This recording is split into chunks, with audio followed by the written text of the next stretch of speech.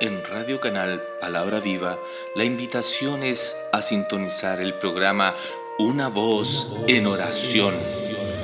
Comenzamos el día en oración a nuestro Dios, invocando y exaltando su nombre. Transmitido todos los días martes y jueves a las 8:30 de la mañana y los días sábados a las 9 horas. Invita y conduce Ingrid Angélica Liduvina.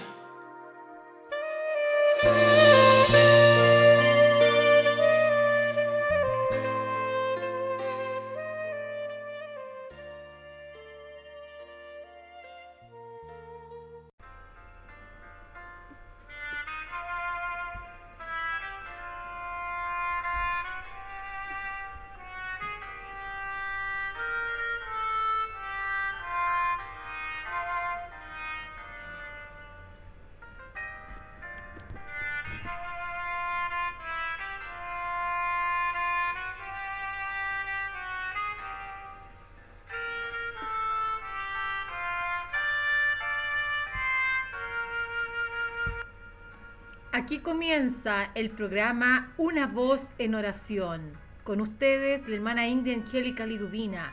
Sean ustedes bienvenidos.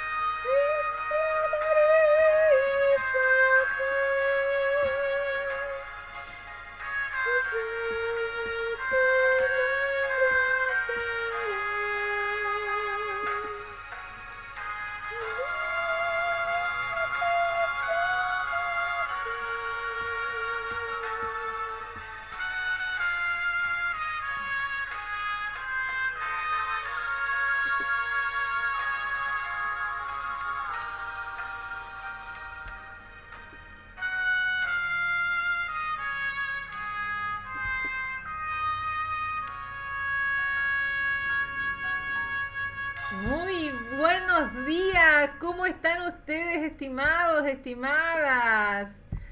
Tantos días que no nos escuchábamos, ¿verdad? El sábado no pude subir el programa y hoy estamos con ustedes, hoy día martes. ¿Cómo están? ¿Cómo lo han pasado? Aquí estamos nosotros. Saludamos a todos los hermanos que nos escuchan a lo largo y ancho de este país como en el extranjero, a los hermanos en Latinoamérica, en toda Latinoamérica, Centroamérica por nombrar algunos, Puerto Rico, saludos a nuestros hermanos que tenemos allá, a nuestro hermano Jason, saludos a Cuba, a nuestra hermana Irma, saludamos también a nuestros hermanos de Isla de Pascua, de Tierra del Fuego, saludamos a nuestros hermanos de Brasil. Hay una hermana, una oyente que nos escucha por YouTube muchas veces y otros que nos escuchan por el podcast en iVoox. Saludamos también a todos los que nos escuchan en Europa, por allá por Bélgica. Seguro que hay algún latino que nos escucha en este idioma español, o tal vez es un español, no lo sabemos. Ojalá se comunicara con nosotros acá en la radio, o tal vez por iVoox en los podcasts que se suben ahí. Muy bien, mis hermanos, que el Señor les bendiga, que el Señor les guarde. Aquí estamos en este día de hoy, martes ya, 2 de marzo.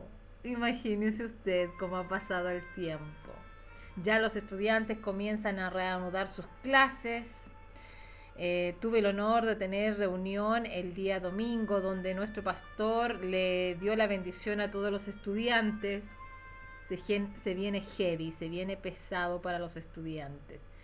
Un sistema online, un sistema netamente distinto a como se estaba acostumbrado en la educación tradicional y desafíos, pues, desafíos y enseñanzas muy extravagantes, muy fuera de los principios cristianos en algunos colegios y universidades. Dios guarde a los jóvenes de todas ideologías que vienen, muchas ideologías que quieren implantar y obligar, sobre todo a los conservadores que somos nosotros. Muy bien, vamos a lo que nos convoca, pues. Una voz en oración es orar. Así que vamos a comenzar nuestra primera oración matinal en esta mañana para comenzar el día.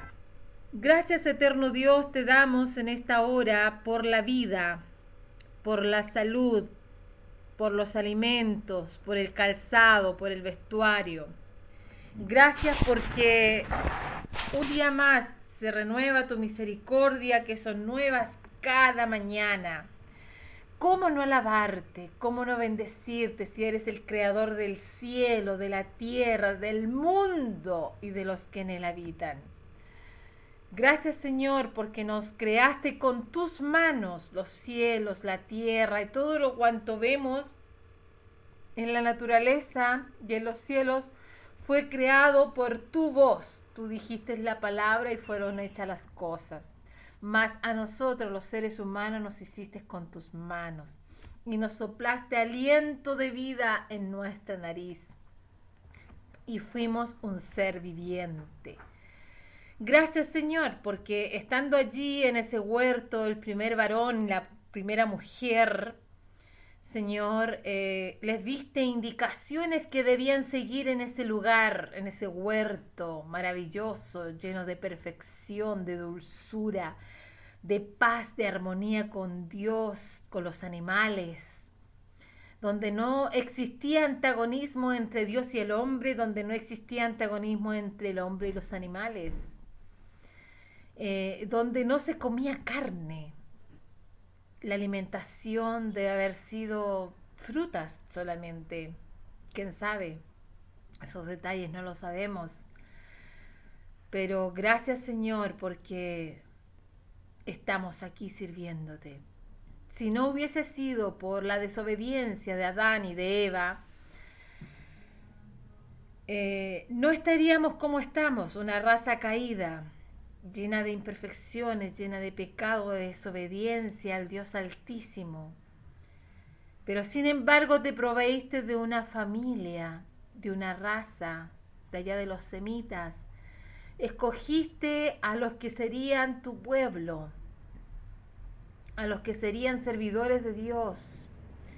Allí, desde la familia de Set, escogiste a Abraham, a Noé, Abraham, luego a Israel, Jacob, antes llamado. Y a través de esta raza, de este pueblo, te diste a conocer al mundo. Sin embargo, siempre estuvo en tus planes querer salvar a toda la humanidad. Siempre estuvo en tus planes, Dios eterno, de querer reconciliar al hombre con Dios. Usaste profetas, usaste varones temerosos de Dios, servidores y seguidores de Dios, y no hubo caso. Los sacrificios de animales que tú permitiste para expiación del pecado no dio abasto para limpiar el corazón. Fue simplemente un sacrificio externo, una mera liturgia que pues, se podía cumplir perfectamente, pero no limpiaba el corazón. Y sin embargo esos ritos daban una especie de santidad para lo que habría de venir. Sin embargo, esa dedicación, ese rito de hacer las cosas, de cómo hacer un sacrificio, de cómo preparar el altar, de cómo servirte, era el preámbulo a lo que habría de venir. Y te proveíste. Señor, enviaste a tu Hijo Jesucristo como Cordero, como ese manso Cordero a ser sacrificado en la cruz del Calvario, como el perfecto sacrificio que se pudo haber hecho en la humanidad, en la cual en aquel tiempo la sangre de los carneros y de los machos cabríos servía para marcar puertas y ventanas y los utensilios como en señal de pureza, de santidad. Te valiste de la sangre de Cristo, en donde esa sola sangre aplicada por la fe es la única que lava y limpia el corazón de toda mancha de pecado. Y no hay otro sacrificio, no hay otro más perfecto que aquel sacrificio hecho en la cruz. Y no hay otro nombre bajo el cielo dado a los hombres en el cual podamos ser salvos, sino solo a través de Jesús. Podrán haber muchos caminos que aparentemente lleven hacia una vida eterna y a Dios precisamente. Pero nadie podrá ser salvo si no pasa por la puerta que es Cristo. Por lo tanto, estimada persona que escuchas en esta mañana esta oración, déjame decirte que podrán haber muchos caminos que lleven a Dios, pero solo una es la puerta. Y nadie puede entrar a ese santo lugar, libre de corrupción y de pecado, lleno de santidad y de amor. Nadie puede llegar a ese lugar ni por si no pasa por la puerta que es Cristo. He aquí un remanente que ha aceptado a Cristo al Señor y le ha recibido en su corazón y le ha entregado su alma y su vida a Cristo. Él nos ofrece salvación y vida eterna por medio de Jesucristo. Te invito a que clames a este Redentor y Salvador. El único que no te va a inculpar de pecado porque serás limpio y lavado en la preciosa sangre de Cristo. Porque Dios te mirará a través del sacrificio de Cristo y te verá justo. Dios te bendiga en esta mañana. Gracias te damos, Señor Dios, por permitir venir a tu unigénito Hijo a este mundo, en la cual hemos creído el anuncio de este santo evangelio y hemos creído a este Mesías, a este enviado, a este ungido enviado a la tierra para salvar la humanidad. Gracias por habernos escogido desde antes de la fundación del mundo. Desde el vientre de nuestra madre, tú ya nos tenías elegidos. Qué maravillosa omnipotencia la de Dios al que servimos, que desde antes de la fundación del mundo Él ya sabía que yo iba a nacer en el siglo XIX, en el año 73. Y que iba a ser su hija y que iba a creer en Él y que hoy iba a estar aquí predicando por este medio. Todo tú lo sabes en tu omnisciencia. Gracias, Señor. Tú que estás escuchando esta radio, hoy es el día en que debes aceptar al Señor. Hoy es el día de bendición para tu corazón, para tu vida. Tú, querido hermano, que estás pasando por la prueba, por la tribulación, por la enfermedad, por la preocupación, por el sufrimiento de tus hijos. Hoy es el día de victoria para tu vida. Créelo. Hoy el Señor te bendiga en esta mañana. Dios bendiga a cada oyente, a cada país que nos sintoniza. Gracias te damos, Señor. Bendecido día para todos tus hijos, sea así en tu nombre, mi Señor. Guarda a sus hijos en sus trabajos, en sus casas, en el trayecto en donde estén. Líbralos de peligros, de accidentes, y guárdalos en una fe pura y en santidad. Padre, te lo pedimos todo en el nombre de tu Hijo Jesús. Amén y amén. Gloria al Padre, gloria al Hijo, gloria al Espíritu Santo. Muy bien, mis hermanos, vamos a otro tema musical y luego estamos de regreso.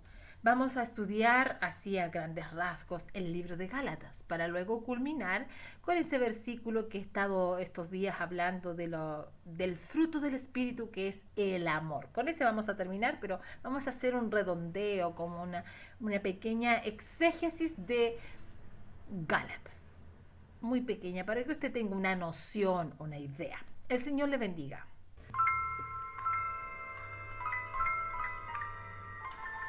Voy a cantar yo esta alabanza, siento de cantarla yo.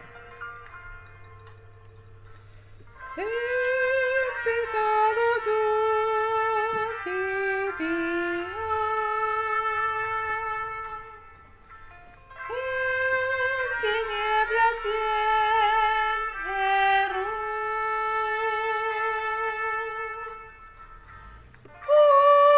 Hasta que encontré a Jesucristo.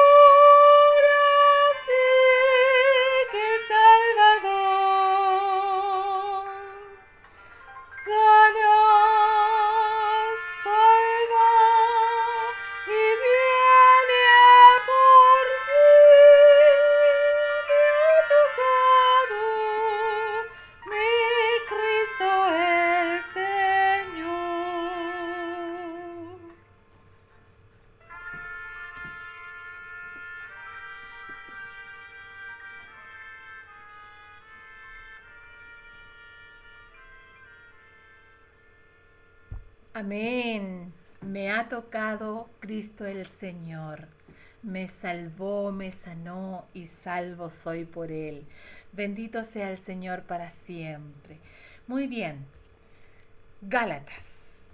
Haremos una pequeña exégesis de lo que es Gálatas, por qué fue escrita, por quién fue escrita, en qué año más o menos fue escrita, para luego terminar con el fruto del amor, que tiene varias características. Como bien les decía en programas anteriores, imagínense usted un racimo de uva. Ese racimo se llama amor. Y los granos de uva son los frutos como el gozo, la paz, el amor, la bondad, la benignidad, la fidelidad, la mansedumbre, la templanza. ¿Ya? Muy bien, mis hermanos. Gálatas. ¿Quiénes son los Gálatas?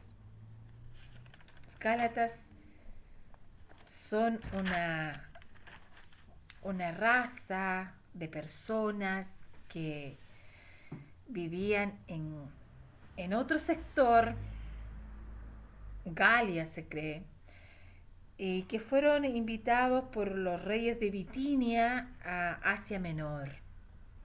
Y estos nada de quedados se fueron con toda su familia a visitar ese lugar que este rey los invitaba. Imagino, pocos habitantes, querían ir a visitar ahí, pero se quedaron a convivir con toda esa gente de ese lugar. Gálatas o Galatae significa nobles, eran guerreros nobles. Vinieron, como les decía, a Asia Menor invitados por el rey de Bitinia, y estos vinieron con su familia a quedarse y a formar una comunidad y fueron tomando terreno. Vinieron como visita y se quedaron como dueños. ¿Cuándo y dónde y por qué fue escrito Gálatas? Se cree que, según eruditos, fue escrito al final del primer viaje misionero del apóstol Pablo, cerca del año 50 después de Cristo. ¿Ya? También fue escrita, según algunas opiniones de otros eruditos, se cree que fue escrita después del Concilio de Jerusalén, ya que describe la relación de Pablo con los líderes de la iglesia en esa época. Y eso está en Hechos capítulo 15, versículos del 1 al 4. Otros dicen que fue escrita después de dos viajes previos que hizo el apóstol a Galacia del sur. La primera visita se indica en Hechos capítulo 13 y en el capítulo 14. Y la segunda visita a Galacia está escrita en Hechos capítulo 15, versículo 40 y Hechos capítulo 16, versículo 5. Esta sería la interpretación más natural de esta segunda visita, que se encuentra en Gálatas capítulo 4, versículo 13. A ver, veamos qué nos dice Gálatas capítulo 4, versículo 13. Dice, en el nombre de Jesús le doy lectura: pero bien sabéis que a causa de una enfermedad del cuerpo os anuncié el evangelio la primera vez. Entonces, cuando está escribiendo esto ya era la segunda. Y no me despreciasteis ni desechasteis por la prueba que sufría en mi cuerpo, sino que me recibisteis como un ángel de Dios, como a Cristo Jesús. Esto confirma de que fue 2 veces. Otros eruditos dicen que fue escrita no mucho después de la conversión de los Gálatas. Por lo tanto, esto fue después de las 2 primeras visitas que hizo. Por todo esto, muy bien podría haber sido escrita también durante su segundo viaje misionero a Corinto, antes de la llegada de Timoteo y Silas. Esto explicaría la omisión de su saludo a estos varones en esta carta, quienes ocupaban un lugar especial en los corazones y en la mayoría de las iglesias de Galacia. Se considera que la carta a los Gálatas es la más antigua carta de Pablo que se haya preservado, o sea, es la primera. ¿Quién la escribió? El apóstol Pablo. Perdón. El apóstol a los gentiles, el apóstol Pablo. ¿Y cuál es el tema central de esta carta? Bueno, que los hermanos de Gálatas no perdieran su fe en el verdadero evangelio. En esta carta sale muchas veces repetida la palabra evangelio, gratas nuevas, nuevas noticias, eso quiere decir. En esta carta existe un estrecho parecido con Romanos sobre la justificación por fe sin las obras de la ley. En esta carta se refleja una atmósfera pesada, incluso como de turbulencia. Se nota en los primeros 5 versículos del capítulo 1. El apóstol se le lee muy agitado, está profundamente conmovido, aunque con un control de sí mismo, ya que escribe bajo la dirección del Espíritu Santo, por eso tiene ese autocontrol del agitamiento, de la turbulencia que siente por lo que está ocurriendo a la iglesia de Galacia. Su corazón y mente están llenos de varias emociones contra los corruptores de la fe, a los cuales los denuncia de graves cosas. Pablo tuvo que volver a hacer una apología, o sea, una defensa acerca de la resurrección de los muertos hacia aquellos detractores que se oponían a este acontecimiento, sobre todo de Jesucristo, del cual el apóstol Pablo en otras cartas escribió de la resurrección de los muertos. A este Cristo que, aunque había sido ensalzado por el Padre, habían detractores de esta resurrección. Pablo les dice, quien se entregó a sí mismo por nuestros pecados para que nos rescate de este mundo presente dominado por el mal, que se entregó nuestro Redentor conforme a la voluntad del Padre y Dios nuestro. Tuvo que entrar a defender todo esto. Yo estoy haciendo como un resumen, una reseña de esta carta, más o menos lo que quiere decir en general, porque estudiarla versículo por versículo, hay libros pero larguísimos, de más de 170 hojas, sobre todo de Hendrich. Pero aquí estamos como reduciendo para llegar a lo que quiero culminar con el fruto que falta, ya que hablé los otros. ¿Qué más nos dice esta carta? Habla que no hay otro evangelio diferente. Ahí entró a explicar y a defender. Refuta por qué cambiar una esclavitud por obras. Habla de lo que significa la libertad en Cristo. Él temía haber trabajado en vano en los Gálatas. Habla de la justificación por la fe. Lo que significa la libertad es amor, no libertinaje. La religión cristiana, si lo pudiéramos graficar, se asemeja a un angosto puente que cruza sobre un lugar donde se encuentran dos ríos contaminados. Uno es el legalismo y el otro es el libertinaje. El creyente no debe perder el equilibrio para que no caiga en la falta de aquel refinamiento, de aquella mesura de la hipocresía que entra el legalismo. Se suele caer en protocolos, refinamiento, mesura, legalismo, lo cual nos hace muchas veces hipócritas. Y no se debe caer ni en groserías, ni vicios del paganismo, ni obras de la carne, que sería el libertinaje. sobre estas dos corrientes de aguas contaminadas va un puente por el cual el cristiano debe pasar, un puente angosto, llamado amor, llamada vida del espíritu. Y esto habían perdido los Gálatas, la vida del espíritu, y se estaban volviendo a los viejos rudimentos de la ley, obras, sacrificios, que a lo mejor te tienes que circuncidar para ser salvo. Tienes que cumplir ciertos ritos de la ley y caer en esos refinamientos, en esa mesura del legalismo, sutilmente metiéndola ahí. Hipócrita. Se vuelven hipócritas, se vuelven legalistas.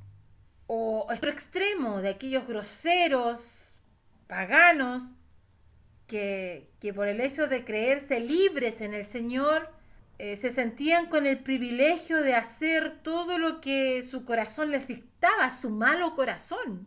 A menudo la libertad se confunde con el privilegio de hacer lo que nuestro malo corazón quiere que hagamos. Es fácil interpretar la ley, o más bien la libertad, como derecho a pecar. Por lo menos eso estaba sucediendo en los Gálatas. Y construir así una supuesta libertad que en la realidad solo les esclaviza. Ese es el cuidado que debemos tener en estos tiempos. Yo creo que claramente el espíritu de legalismo y libertinaje que ocurrió a la iglesia de los Gálatas, incluso en el comienzo del caminar, está ocurriendo en Chile, ha ocurrido en Norteamérica, ha ocurrido en muchas iglesias que, habiendo comenzado por el espíritu, están terminando por la carne. Tal es el caso de que ahora el evangelio se ha vuelto un show televisivo, un show en las iglesias. El altar ya es un escenario y se va a lugares de supuesta adoración a Dios para contornear el cuerpo, moverlo en salsa, en moverlos en bailes eróticos, en bailes rockeros, en bailes muchas veces de bachata y cuánta cosa, y no en un culto a Dios. Y se vuelve un libertinaje, se vuelve una idolatría, y no una adoración a Dios, sino empiezan las sensualidades ahí, y se pierde el norte de la verdadera adoración a Dios. Por eso les decía que a menudo la libertad se confunde con el privilegio de que nuestro corazón haga lo que se le antoje, o se confunde la libertad con el derecho a pecar. Total, estamos en libertad en Cristo. Y la libertad no se debe usar como ocasión a la carne. No. La libertad que nos enseña el Señor en esta carta a los Gálatas consiste en actuar en amor, no en esclavitud. Esa es la libertad que nos habla Cristo. Y fíjese usted que es una libertad totalmente contraria a lo que nos muestra el mundo. Cuando existe esclavitud en este mundo, porque todavía hay esclavitud, gracias a Dios que aquí en Occidente no, pero muchos son esclavos en sus trabajos, que trabajan más de las 8 horas que deben trabajar, algunos trabajan 12, 15 horas y a veces ni le reconocen esas horas que trabajan de más. Se vuelve una esclavitud.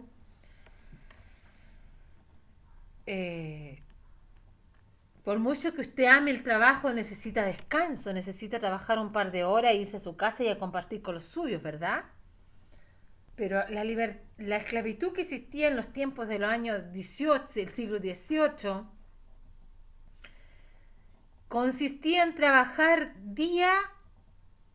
todo el día, incluso hasta cuando el sol se entraba, Apenas comían una comida diaria los esclavos. Tenían sus manos encallecidas, dolores de espalda, sus pies encallecidos. A veces ni derecho a tomar agua tenían. Y luego tenían que llegar a sus casas a atender a sus hijos. Y los niños comenzaban a trabajar en los quehaceres domésticos desde los 5 años. Luego, cuando ya cumplían 13 años, se tenían que ir a los campos a trabajar como simples esclavos, como lo eran sus padres. Entonces, no había derecho para ellos. Eso es lo que se entiende de esclavitud. Pero la esclavitud espiritual que nos habla Dios por su palabra consiste en que usted hace todo lo que su mente y su corazón le dicta y no tiene un stop, un disco pare de decir está bien esto, está correcto delante de Dios, sino que se entrega a los placeres carnales sin meditar si aquello le agrada a Dios. Eso está en esclavitud. Por lo tanto, la libertad que ofrece el Señor es andar en amor. Porque toda la ley se resume en una sola palabra: amarás a tu prójimo como a ti mismo. ¿Cómo puedes amar a Dios que no ves y no amas a tu hermano que sí ves? ¿Podrá ser esto posible? Decimos amar a Dios, pero no amo a mi hermano que está al lado mío, que lo veo, a mi vecino, a mi pariente. Y lo estoy viendo, po. ¿Y cómo voy a amar a Dios que no veo? Contradictorio, ¿verdad? Entonces aquí ya vamos a entrar de lleno al capítulo 5, 22, versículos 22 y 23, y le damos lectura en el nombre del Señor. Voy a leer del 16, hermanos, para contextualizar mejor. Las obras de la carne y el fruto del Espíritu. Digo pues, andad en el Espíritu y no satisfagáis los deseos de la carne, porque el deseo de la carne es contra el Espíritu, y el del Espíritu es contra la carne. Y estos se oponen entre sí, para que no hagáis lo que queráis. Pero si sois guiados por el Espíritu, no estáis bajo la ley. Ahora bien, las obras de la carne son evidentes, los cuales son adulterio, fornicación, inmundicia, lascivia, idolatría, hechicería, enemistades, pleitos, celos, explosiones de ira, contienda, divisiones, sectarismo. Sectarismo, estoy leyendo la Biblia de estudio de Matthew Henry, porque esto no está directamente así en la Reina Valera. Envidias, homicidios, borracheras, orgías y cosas semejantes a esta, acerca de las cuales os amonesto, que ya os lo he hecho antes, que los que practican tales cosas no heredarán el reino de los cielos. Mas el fruto del Espíritu es amor, gozo, paz, paciencia, benignidad, bondad, fidelidad, mansedumbre, dominio propio. Contra tales cosas no hay ley. Y los que son de Cristo han crucificado la carne con sus pasiones y deseos. Si vivimos por el Espíritu, avancemos también por el Espíritu. Amén. Hablamos de la templanza en programas anteriores, de la bondad, de la benignidad, de la mansedumbre. La paciencia nos faltó hablar. La paciencia es paz-conciencia. Es una palabra compuesta. La paz-conciencia es tener paz, pero mirando más allá las cosas, entendiéndolas. No cegarme, yo tengo paz y no veo lo que está pasando. No, yo tengo paz, pero entiendo lo que sucede a mi alrededor. Tengo la ciencia cierta de ver lo que está sucediendo, pero tengo tranquilidad, tengo paciencia, espero con calma. Como dijimos en programas anteriores, hay 3 grupos en las características del fruto del fruto del Espíritu, que es el amor. El primer grupo, que es amor, gozo y paz, son cualidades espirituales dadas por Dios a los corazones de los creyentes. El amor, el gozo y la paz son virtudes dadas o cualidades espirituales dadas por el Espíritu de Dios a los corazones de los creyentes.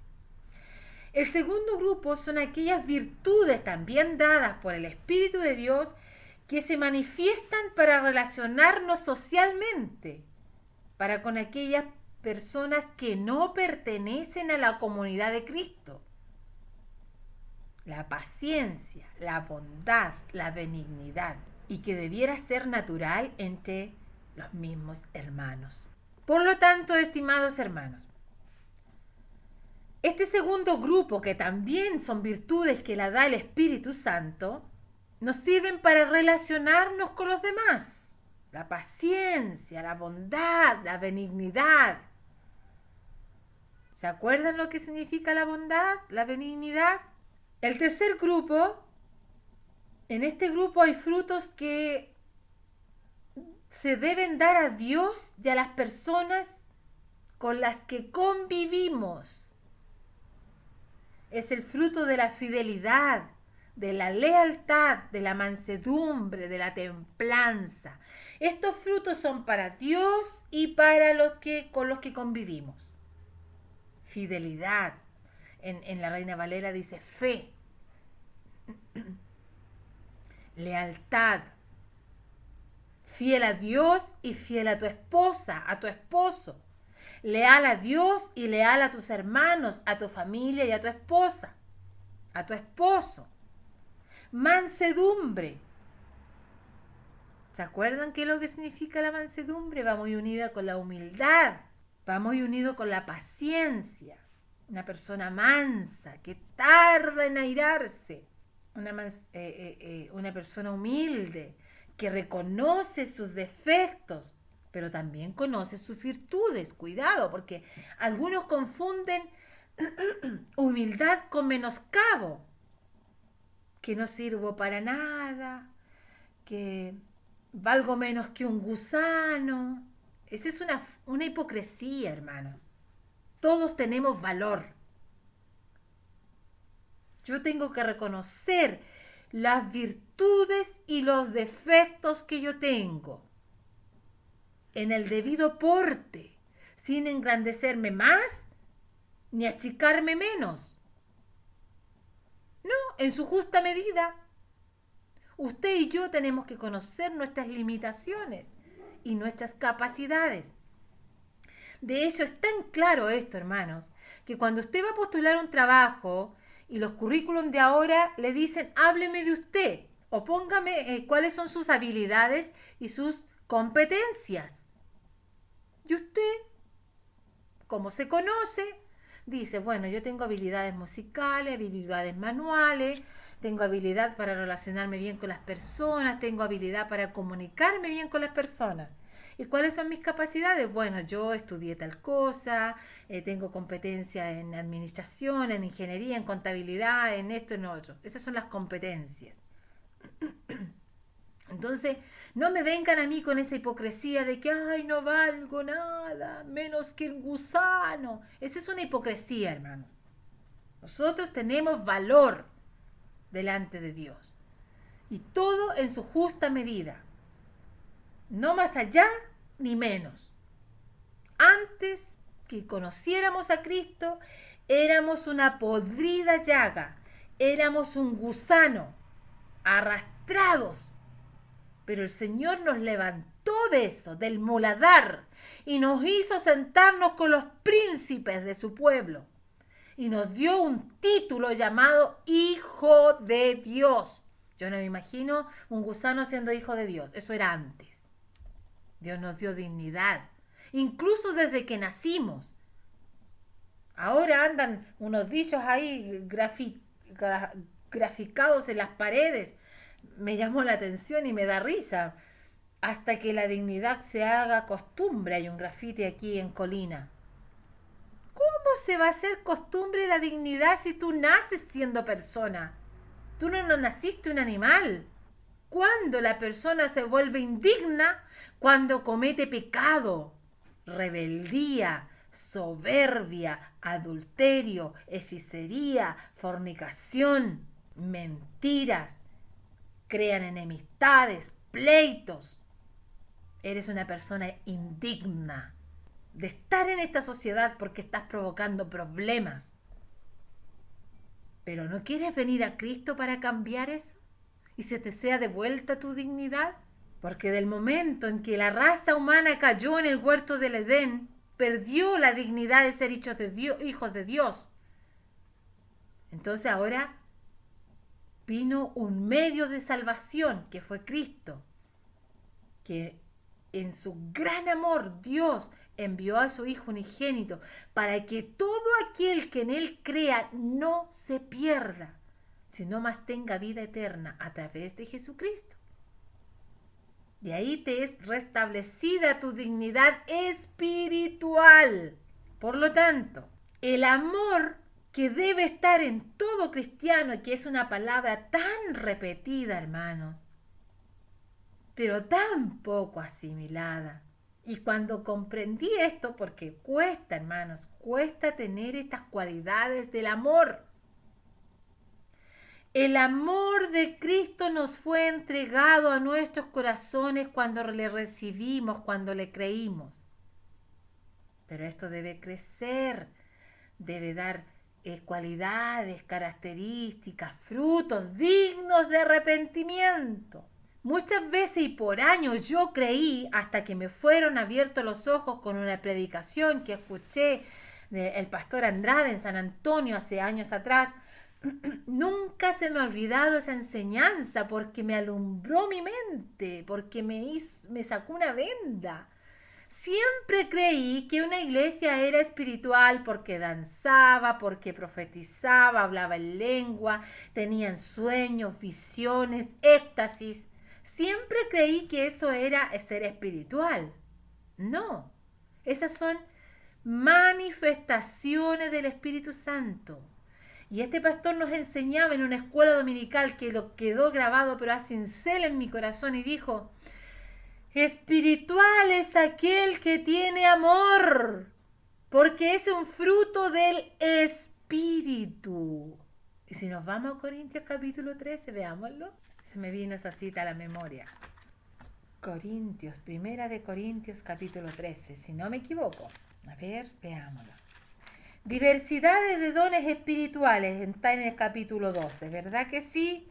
Y luego viene el capítulo 13, pero mire lo que dice el 29 del 12. ¿Acaso son todos apóstoles? ¿Acaso son todos profetas? ¿Acaso son todos maestros? ¿Acaso hacen todos milagros? ¿Acaso tienen todos dones de sanidad? ¿Acaso hablan todos en lengua? ¿Acaso interpretan todos? Desead pues celosamente, dice la Biblia de Matthew Henry, la de estudio, desead pues celosamente los dones mejores, mas yo muestro un camino más excelente todavía. Yo les voy a mostrar todavía un camino por excelencia. La preeminencia del amor. La excelencia del amor. Y ahí sale describiendo. Si yo hablara lenguas humanas y angélicas, pero no tengo amor, vengo a ser como un bronce, como un címbalo que retiñe. Sonó bonito, sonó fuerte, pero si no se tiene amor, sonó como un metal nomás. Si tuviese profecía y entendiese todos los misterios y toda ciencia, y si tuviese tanta fe como para trasladar montañas, pero no tengo amor, nada soy. Y si repartiese todos mis bienes para dar de comer a los pobres, y si entregase mi cuerpo para ser quemado, pero no tengo amor, de nada me sirve. El amor es paciente, es servicial.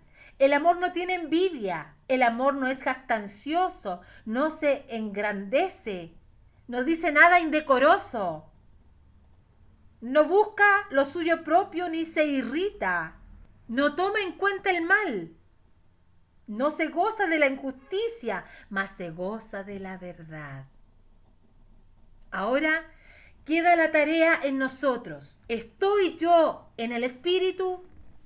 ¿Estoy yo en el amor? ¿Soy yo espiritual?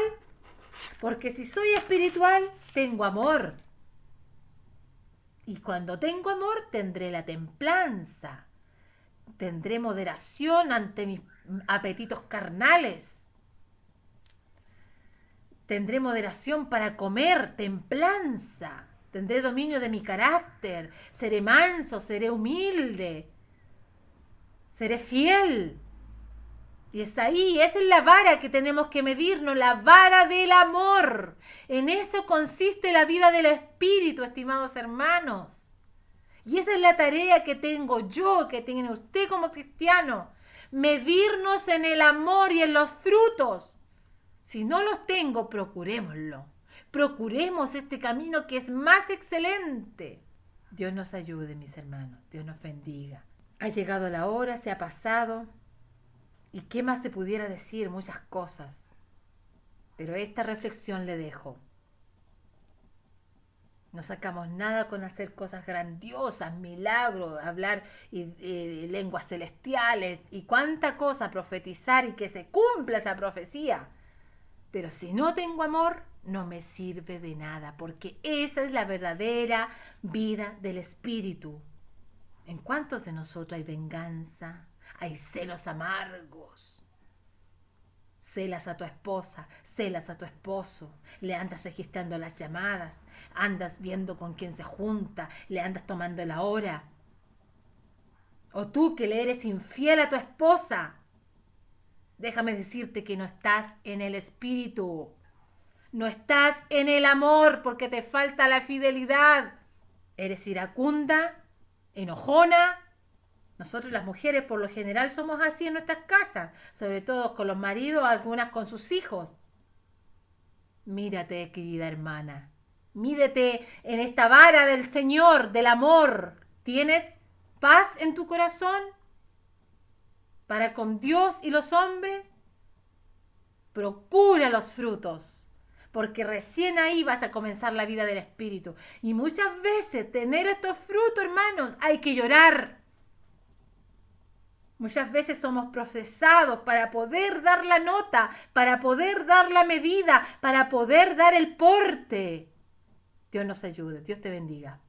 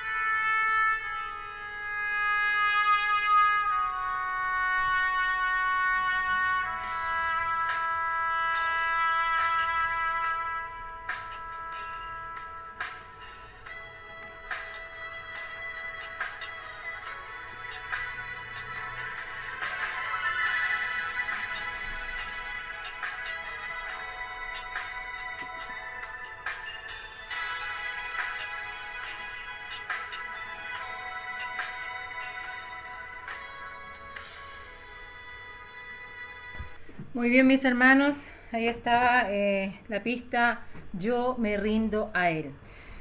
Bien, vamos a dar gracias al Señor por su palabra.